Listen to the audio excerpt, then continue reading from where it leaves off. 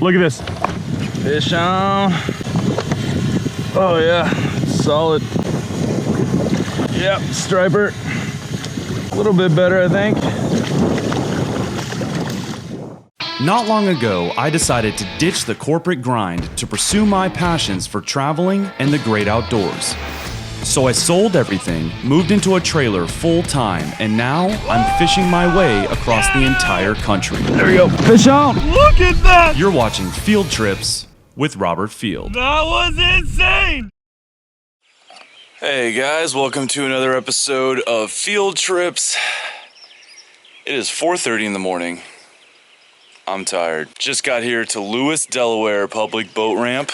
Getting ready to fish with Joe Hosler. I believe that's how you say his name. I've never met the guy, but everyone told me he was the guy for kayak fishing here in Delaware. And so we'll be fishing basically, seems like a canal system here right off of Delaware Bay.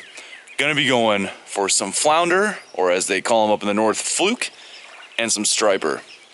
Joe's got high hopes. Conditions are looking perfect for today. I had to move some trips around because of the weather, but we should have set up here pretty nicely. I'm the first one here, which never happens. He said they're about 5 minutes out, so I'm gonna start getting loaded up. See if we can't get on some fish today. Getting here this early, we better catch at least a few fish. How you doing?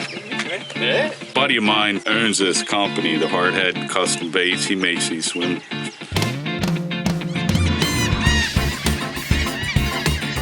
So we're out here fishing the inlet. Our target species are flounder, YakFish, and later we're gonna be going for striper. Starting off this morning for flounder, Joe recommended some Gulp swim and mullet. So got a nice little tandem rig here, and basically Joe says we'll just bounce this along the bottom. These flounder hanging out on the bottom, feeding on the bottom. And there I've got kind of two different size profiles, two different shapes, and two different kind of heights in the water column. So between both of these, hopefully we can get some bites here in the morning.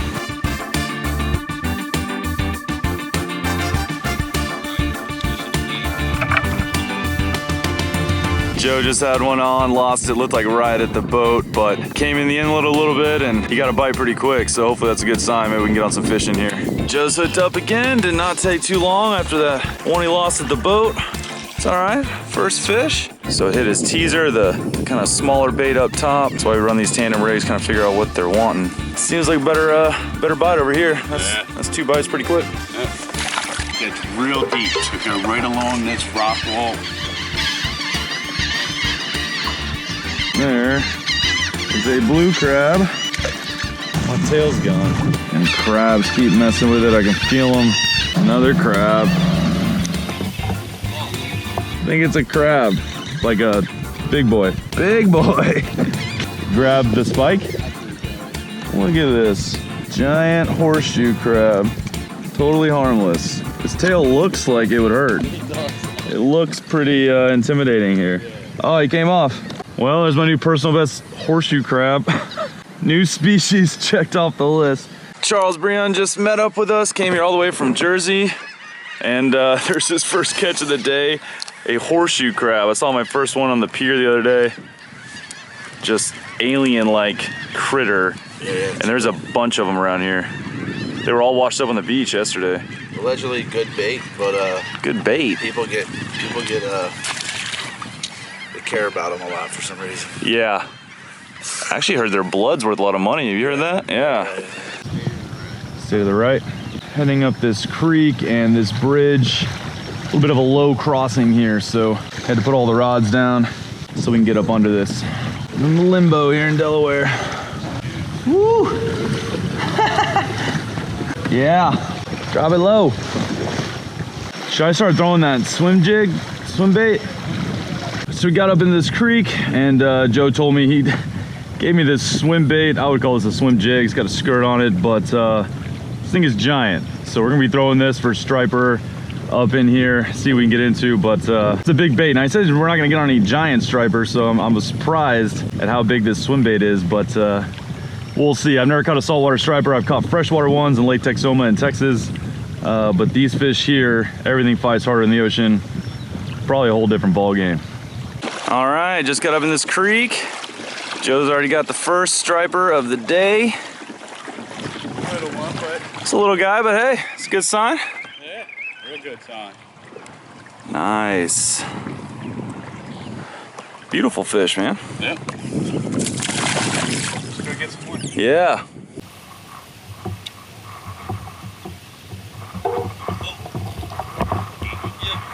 Yeah. Fish on. I was just trying to get around Joe. Joe was hung up and got hit. Did not take too long. Striper. Strong fighter. It's not a big fish, but they are strong. Oh God, missed, whipped them. Nice. And there it is. Nice. First saltwater striper. That is not a very big one, but just pull super hard for their size. And I mean, you can tell they're aggressive feeders. That is a big bait. I was really telling him, like, you know, I don't really need to go after giants with these giant baits, but he said even the smaller ones will hit it. And there's proof right there. Beautiful fish. They are here. Joe just got one, and I just got my first one. We'll keep replicating this strategy, trolling this around up in this creek, see if we can't get some more. Too much fun. Nice. Did not take it long at all. I've had this swim bait tied on for maybe 5 minutes. It's a good sign. They're in here and they are chewing. And he said it's only gonna get better as we get closer to low tide. So I think it's pretty interesting, you know, coming up here to Delaware, never been in the state, really had no idea what to expect. I didn't know if it was flatlands or mountains or hill country, you know, I had no idea. And coming here, fishing for striper right now, my first time. And really, you could tell me that I was on the upper Texas coast right now, and I would believe you. I mean, it's just muddy water. We're kind of up in this little creek. I mean, this is the kind of exact type of place where I would fish for redfish in Texas. So it's funny how, you know, opposite sides of the country, and really at the end of the day, fishing very similar water to where I'm from. Fish on. I just said he was marking some in here, and I got a little hit. Yep, striper. Got a hit and missed it. Threw right back out there in the middle here. Second time. I was about to say, in the second time, it didn't get away from me. And at like mid-sentence, of course. Well, had my second striper on.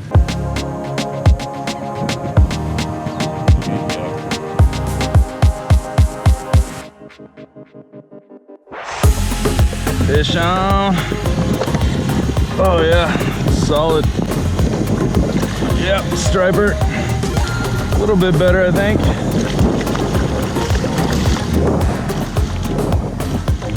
All right. With the drone in the air. That never happens. He's definitely better too. Nice. Beauty. Getting a little bit bigger. The swim bait has been the ticket. They are loving it right now. And that is a better striper right there. Nice, so much fun. They are such strong fighters. Really hard digs. They're not acrobatic like largemouth. They dig more almost like a smallmouth. Too much fun. Such a fun species, really strong fight. Let this guy go. Nice. Yeah. All right. Can't believe I caught a fish with a drone in the air. I think that's the first time that's ever worked out. Charles launched the drone, and his last words to me were, all right, now go catch a fish. Well, there it is, Charles. Just for you, buddy. Starting to figure something out. See if you can't pull a few more out.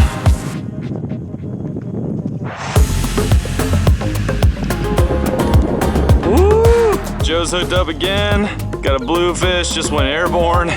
They're strong fighters, man. Fun fish.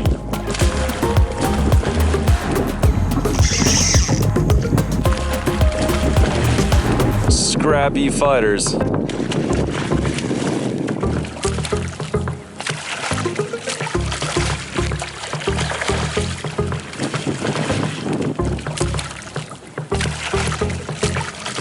Nice work.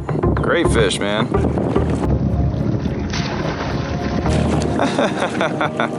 Matt's hooked up again. Hooked up right next to me. Says it feels like a bluefish. Striper? Nice. Nice little schoolie for Matt. There you go. Nice. Nice, dude. Getting on them, man. They're chewing. Look at this.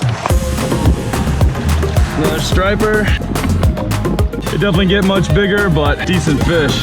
Nice. Charles Breon just hooked up right next to me. We were hanging out talking, and he got tight. Pull and drag. Striper. Nice, dude. He ain't done. Solid fish. There you go, dude. 24, 25. My personal best is 25, so I wouldn't mind one like that. Yeah, buddy. Nice. Fish on, striper. Oh yeah, oh God, oh God. No! The net got caught on my reel and I was looking down and poorly executed today, man. What is that, 3 I've lost? Hardhead custom bait. Get the job done. Nice, Matt here's hooked up. Good one? Oh, big blue. Bluefish. Just caught my first one of those in Virginia Beach, man. It's a really fun fish. You hit that kind of swim bait. Is that 412 bait? Donald Corbett, man. I use those things everywhere. Freshwater, saltwater, 25, 26 inches. Good fish, dude. You're gonna keep it, you said? Put it on the smoker? Oh yeah.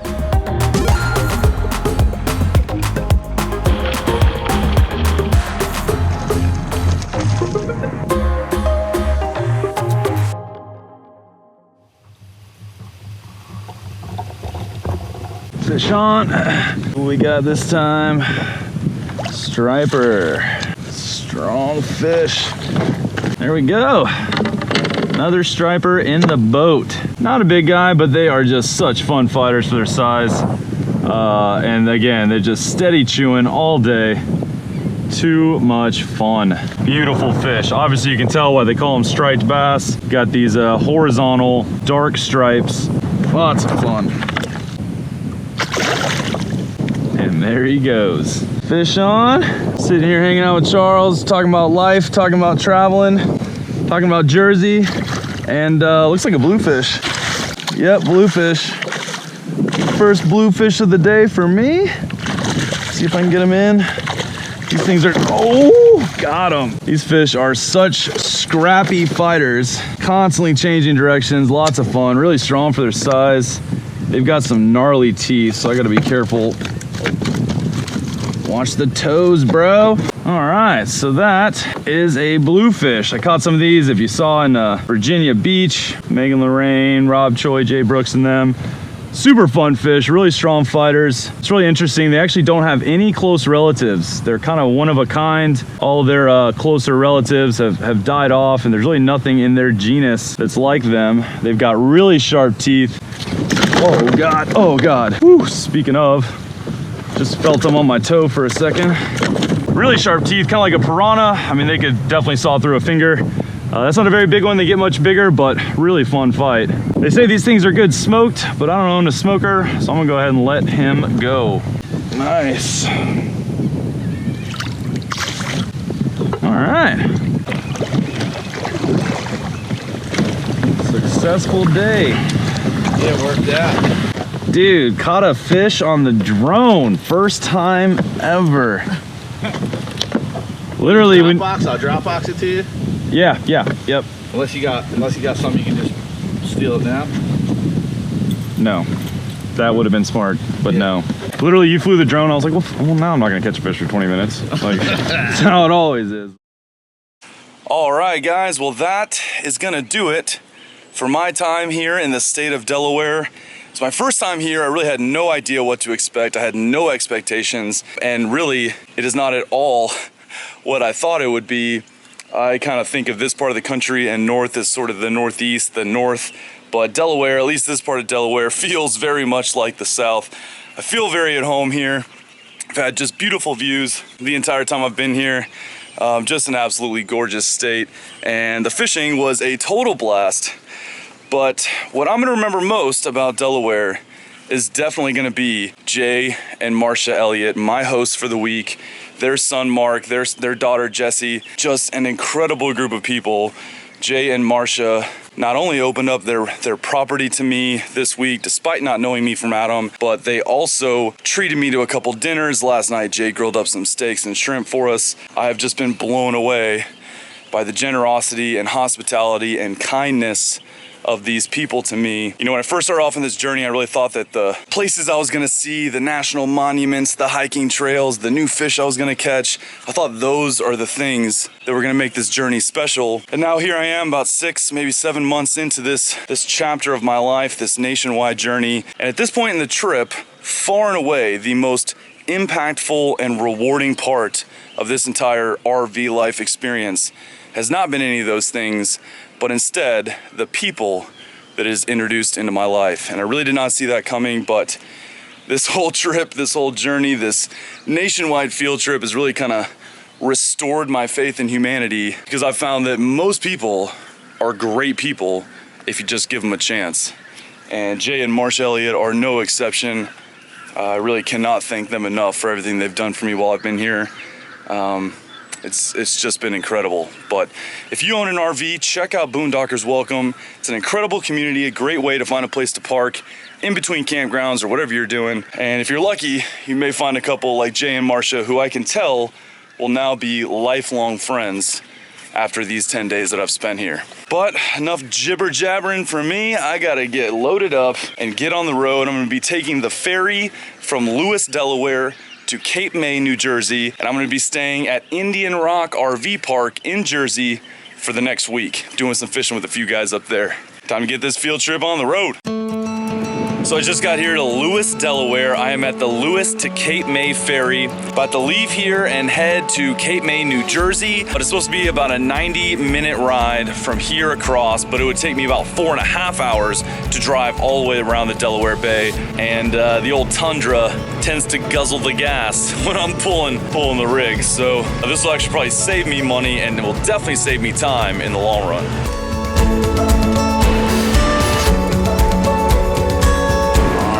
On the ferry, about to shove off. Let's go check out the view from up top.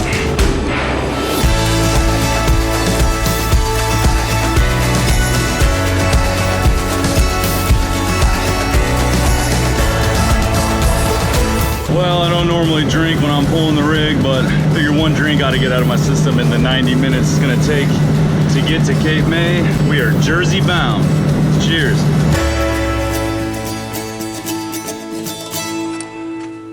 So I just stopped at a gas station and about got in a fist fight with this dude, and he tried to forcibly pump my gas. Turns out that is the law here in New Jersey. It's illegal to pump your own gas. Weird.